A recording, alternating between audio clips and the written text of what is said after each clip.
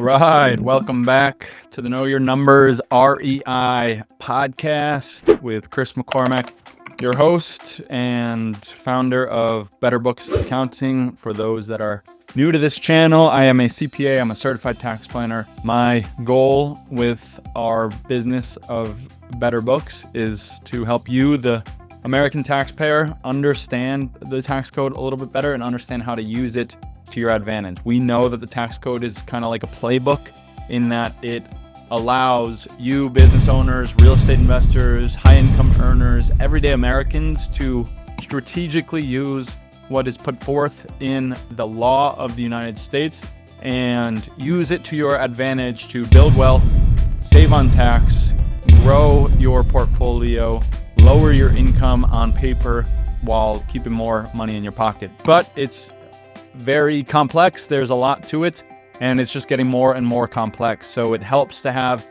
advisors, teams, people who feel like friends and family in your corner who are going to guide you in the right direction, be the quarterback or even the head coach of your organization, which is ultimately your portfolio, your wealth, your family, and what you're doing with the money that you're earning and how you can best steward it to grow it and keep it and use it to achieve your goals and dreams, whether that's investing in real estate, growing businesses, buying businesses, selling businesses, buying properties in beautiful areas, traveling the world. All of that can be done in a tax efficient manner, and that is why we are here today. And if you're joining us as we release it, it's probably coming out the week of July 7th, which is when we're recording it. We have massive news here in the United States of relating to tax. If you are up to date on the most recent news, Donald Trump, our president here in the States, recently signed into law his one big beautiful bill.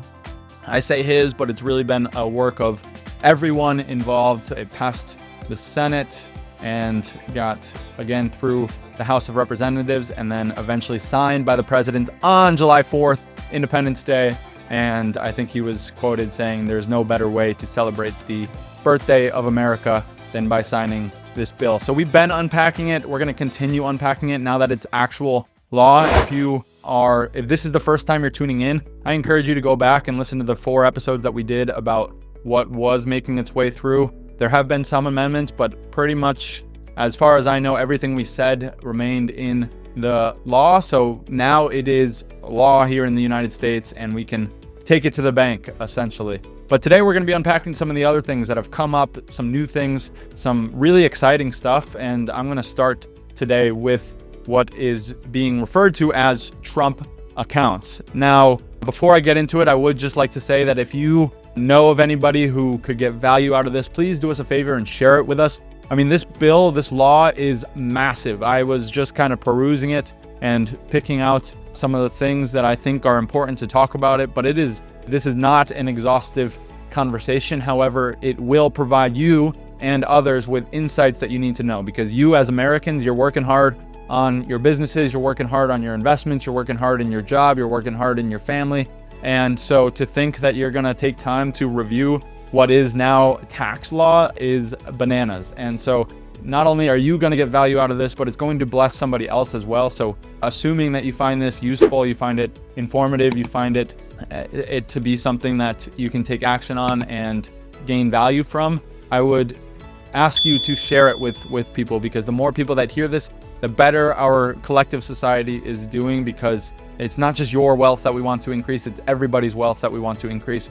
And we do that by taking what is now the law of the land and implementing it in our life. So with that being said, here we go. We're going to start our conversation on the Trump accounts, which is really a new wealth building tool, not only for business owners and investors, but for everyday Americans as well. So whether you're a high income earner, whether you own a business, whether you invest in real estate, or whether you just have a job, a 9-to-5, and you're just looking for ways to strategically use and invest your money, this is the place to be. And this account could be a massive tool in your toolkit as it relates to growing your net worth.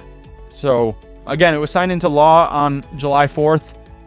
And these Trump accounts are a new piece of the puzzle that is your tax plan, your tax strategy, your approach to taxes. And it's really cool because it does multiple things. It incentivizes growth of families. You can see in this administration there is a greater emphasis on the next generation. You have Vice President J.D. Vance kind of bringing his kids everywhere he goes and really getting us back to the basics. As a believer in Jesus Christ, as a Christian, I know that being fruitful and multiplying is a command of God, and it's really our purpose in life can be found in that be fruitful and multiply. And that can mean a variety of things, but one of the things that it has historically meant the most is to grow a family, to get married, have kids. Now, the Apostle Paul says that it is better for people to be unmarried because they can serve the Lord. So not everybody is called to be married, but if you're married and you're thinking about having kids, then this is a benefit to you. Whether you're a believer or not doesn't matter, but I love to bring my faith into this where I can, and I know that I've seen it with my own son. He's almost 10 months old at this point, and it is just such a blessing. But there's financial challenges that you come against and come up against in this life, and so you can really see that this administration is trying to help people out in that regard. And one of the things that they're doing is this Trump account. So to start, what is a Trump account? It works similarly to a individual retirement account. It's a tax-deferred tool. It's a strategic tool to leverage tax-deferred growth and can very easily complement some of the other wealth-building strategies that you have. It works similarly to individual retirement accounts, but is specifically designed for children under 18. So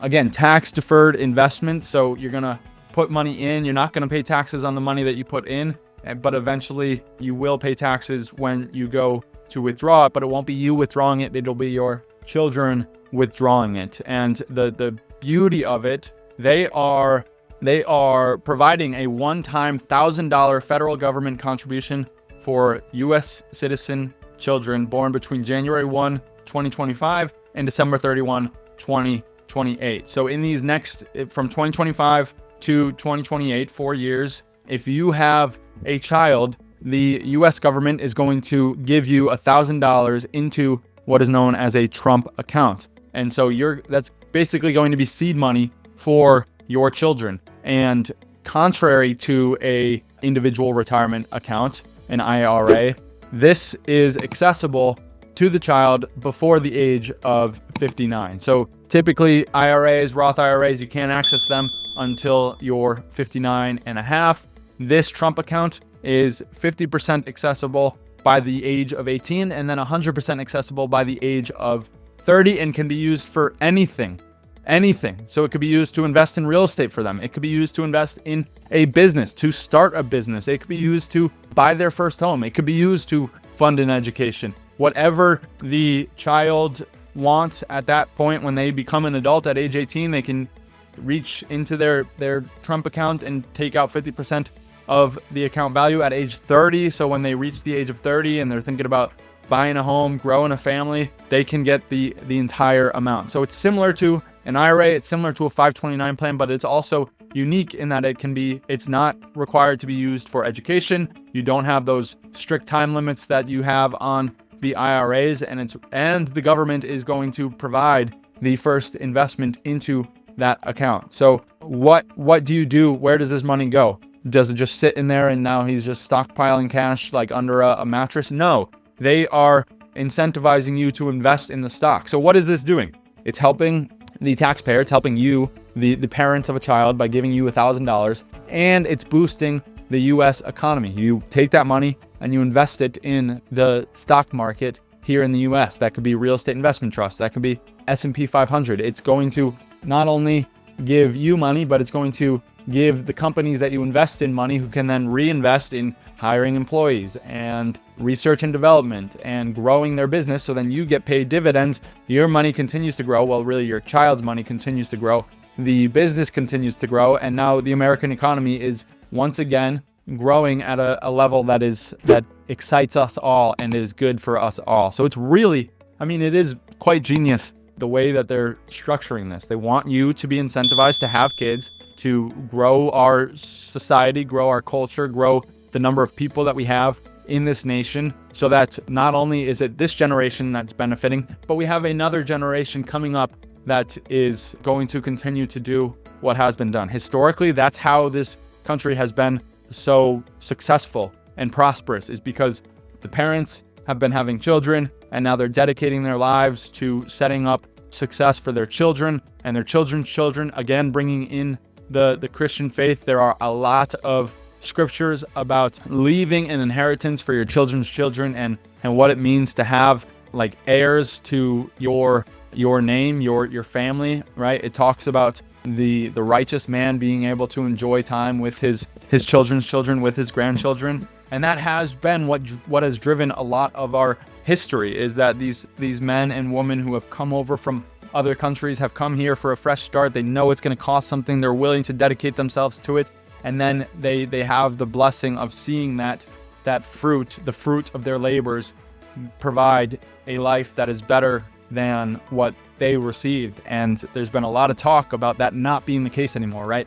House prices are astronomical. Inflation has reached an all-time high. You can't pay for your own gas. It's like the first time in our country's history where the children are actually worse off than the parents, and this administration knows that, and they want to combat that by providing for the family, providing incentives to invest in this nation, providing incentives for you to have children, and they're doing this through the Trump accounts. I believe it's beautiful. One thing that I'm a little concerned about is that it's only from 2025 to 2028.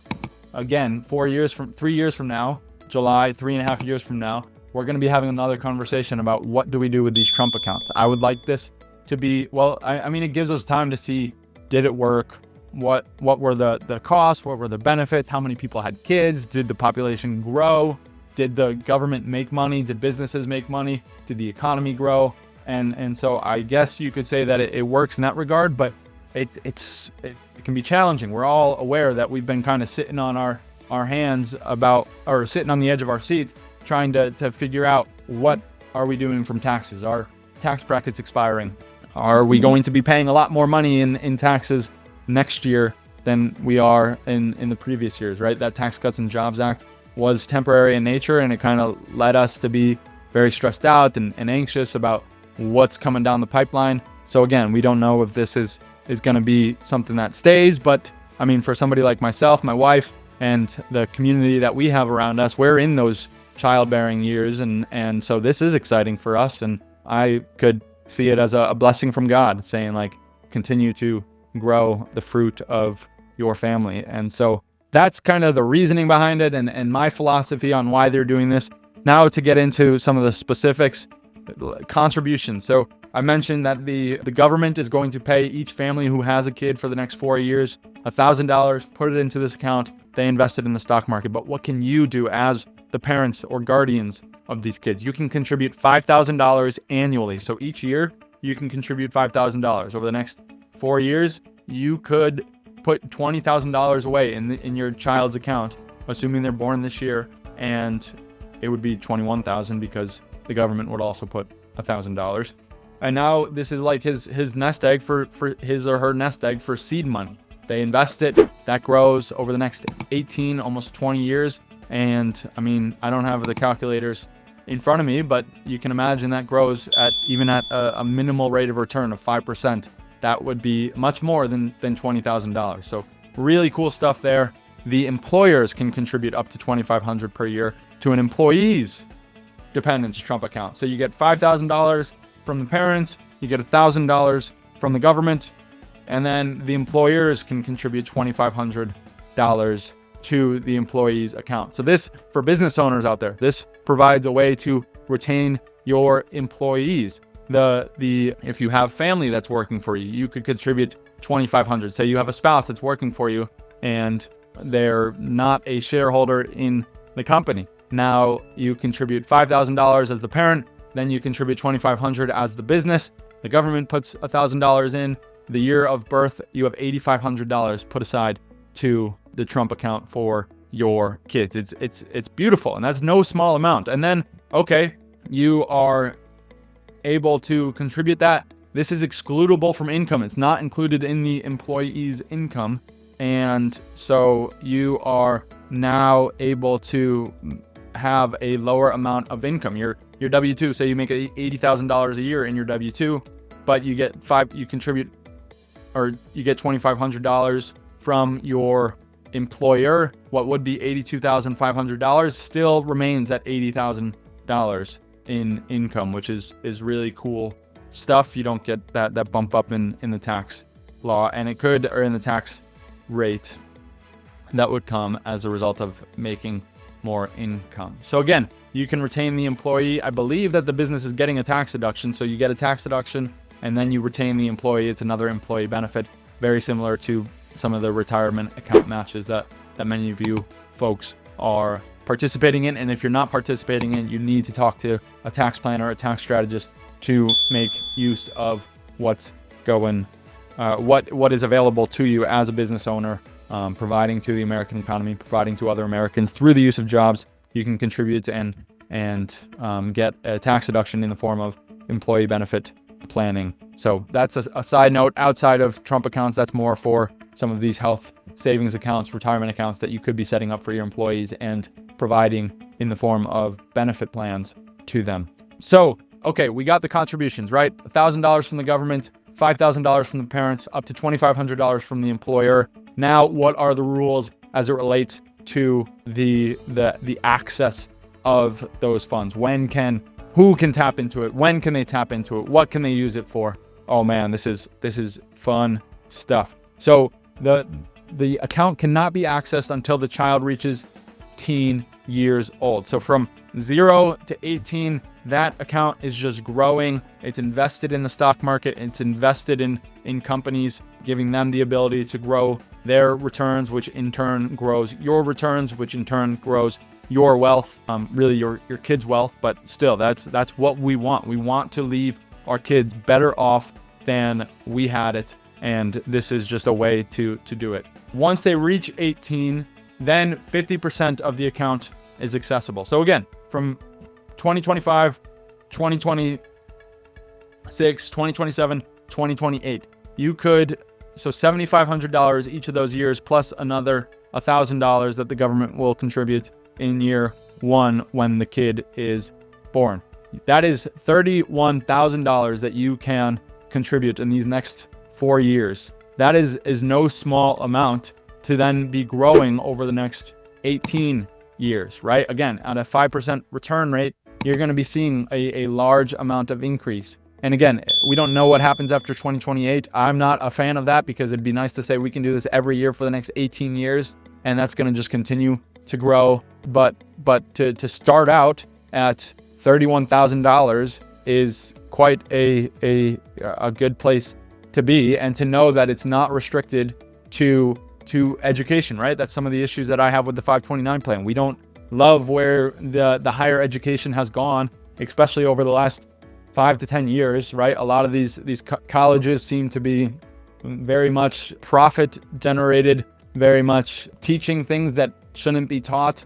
Education has just gone, our society is not becoming wiser as a result of going to college. Myself specifically, I spent a lot of time in the party scene at college, and it was a lot of money that was being shelled out to the college that I was going to. And I'm blessed because I got this great degree in the form of an accounting degree, and then I was able to go to get my MBA for free, and then eventually I was able to turn my life around and found Christ. And so it was God taking me down a journey, but I did not use those years as wisely. I did not invest my time as well as I could have. And my parents, God bless them, they invested a lot of time in that higher education. And so to see that that's what happens when you spend 4 years from 18 to 22 in an institution that ideally, yeah, it's educating you and growing the wisdom that you need to get on with this life and to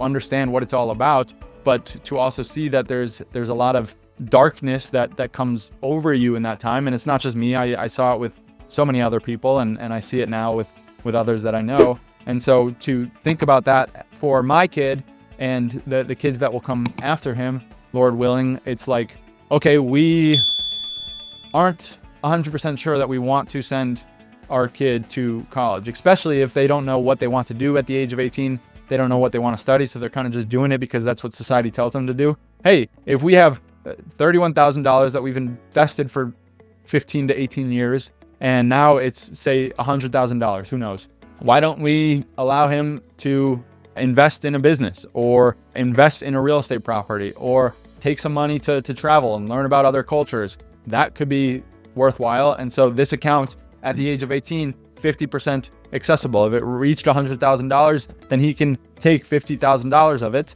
and then keep $50,000 in it to grow over the next 12 years, at which point when he reaches the age of 30, it's 100% accessible. Like, it's this really beautiful thing. It teaches him the power of investing in something at an early age in the form of investing in a private business, investing in a real estate property, investing in his own business. And then it also teaches him the discipline of keeping some money set aside, right? If all of that's accessible at age 18, God only knows what he would be doing with it. And so to think that, okay, rather than giving it all to him, we're going to keep letting some of that compound, because again, your brain is also not fully developed until you're 25 years old. So by the time you reach 30, you have a better grip on what this life is all about, assuming you didn't just waste those 20 to 30 years, which some people also do. And so by the time you're age 30, now that is 100% accessible, and it's the 50,000 that stayed grew to another, say, 100,000. And it's setting ourselves up for success rather than taking $200,000 out in the form of a loan to pay for college. You're investing money at an early age and seeing that money compound, and you can you can prosper. And I believe that prosperity is a good thing, so long as it's not the one and only thing, right? If we're just chasing after prosperity at the sake of our soul, it is not a good thing. But if we're being disciplined and exercising the fruit of the Spirit, which is self-control, and able to set ourselves up for success in the future, I believe that's a good thing and really a God thing, because it says that the wise man invests and continues to increase. And so the Bible has a lot to say about money, and a lot of this, the Trump account specifically, lines up with what the Bible says. It's leaving an inheritance for your children and your children's children. It's investing in the future and putting money aside so that you don't have to borrow, because a borrower is a slave to the lender, right? We see that with all of the people, my colleagues, my peers, who have taken loans out to pay for college, and now it's hard enough finding a job to pay the principal, let alone the interest that might be compounding on those loans. So, man, these Trump accounts are exciting. This is just a background of it. Again, this is the law of the land. So if you have a kid tomorrow, your kid's getting $1,000, you can contribute up to $5,000. Your employer, or maybe you are the employer of your wife or your husband in that case, then you can contribute $2,500. Or if you're working a full-time job, then your employer can contribute $2,500. You're setting yourself up for success. How can this benefit you as business owners, high income earners, real estate investors? So business owners, you can make use of the employee benefit and contribute accounts to your employees. Maybe you have friends and family on payroll that can receive the benefit of getting $2,500 for their kids. You can benefit from tax-deferred growth in the form of these accounts. The one thing that I find interesting is that it's actually capital gains tax rates that are applicable. So IRAs, if you withdraw from an IRA, tax-deferred IRA, you're paying ordinary income rates, which right now the highest ordinary income rate is 37%. And so if I withdrew $50,000 and I got bumped up to the 37% tax rate, assuming that I'm in my 60s and can withdraw and don't have to pay penalty tax, then I am paying, 30% of $50,000 is $15,000. Wait, no. Yeah, $15,000. I'm paying probably about $20,000. That's 40%. So let's just say $20,000 in income tax on that withdrawal, plus whatever I'm paying on my regular ordinary income. So that's what happens when you're in a individual retirement account. With these accounts, it appears that it is capital gains tax rates. Highest one there is 20%. So we just did 40%. You can assume that from federal and state taxes on the highest tax bracket. Now, if I take that same $50,000 out of a Trump account and it gets taxed, even at the highest capital gains tax rate, I am paying $10,000 compared to $20,000. That's 50% less. That's amazing.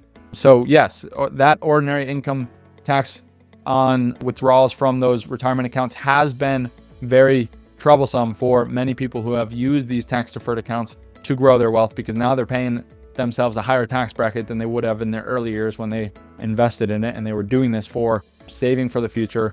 But now the tax dollar is going up. So I don't want to belabor this too much, but this is a really exciting time to be having kids, to be putting money aside, to be planning strategically around taxes. It's similar to an IRA, it's similar to a 529 plan, but it's different in the fact that it can be used for anything. It is the kid who has control over the money when they reach the age of 18, 50%. When they reach the age of 30, they have the full amount. Assuming you raise your kids right, they still want to turn to you at the age of 18 and seek advice and wisdom from you at that age. So they're probably going to be welcoming you in, or you can at least point them in the right direction. Again, using the Bible as our guide, parents are to raise their kids up in the fear and admonition in the direction that they should go. And so assuming they reach the age of 18 and they get 50%, they're probably going to be wise about what they should be doing with it. And they can be, rather than just spending it all on college education and using 4 years to take a few classes every day, they can invest it in a business, in real estate, in whatever the heck they want to. And it comes in the form of tax benefits to you early on as well. And again, the government is giving you $1,000. So we get to see our population increase. We get to see our wealth increase. We get to see our children better off 20 years from now. I think it's a great plan. I'm a little concerned about the 4 years and what happens after that, but we'll see what happens in these next 4 years. I pray and believe that people my age are going to be continuing to grow their families, and they're going to see the blessing that comes with that, as well as the blessing that comes with putting money aside and planning strategically around taxes. So those are the Trump accounts. This is law as of July 4th, 2025. I'm really excited to plan with our clients around this. If you need somebody to help you plan strategically around taxes, not just financial advising, not just preparing taxes, but working as a guide, a coach, a quarterback to strategically discover and decide what is best for you in this season, then we are actively taking on clients, especially as we enter into the second half of the year. We'd love to see if it's a good fit. We'd love to get to know you a little bit more, understand what you've been through and how things are going and how we can best fit into that. This has been the Know Your Numbers REI podcast. I'm Chris McCormack. You can find us on our website. Reach out to me on Facebook, Instagram, LinkedIn. Until next time, God bless you and keep moving forward.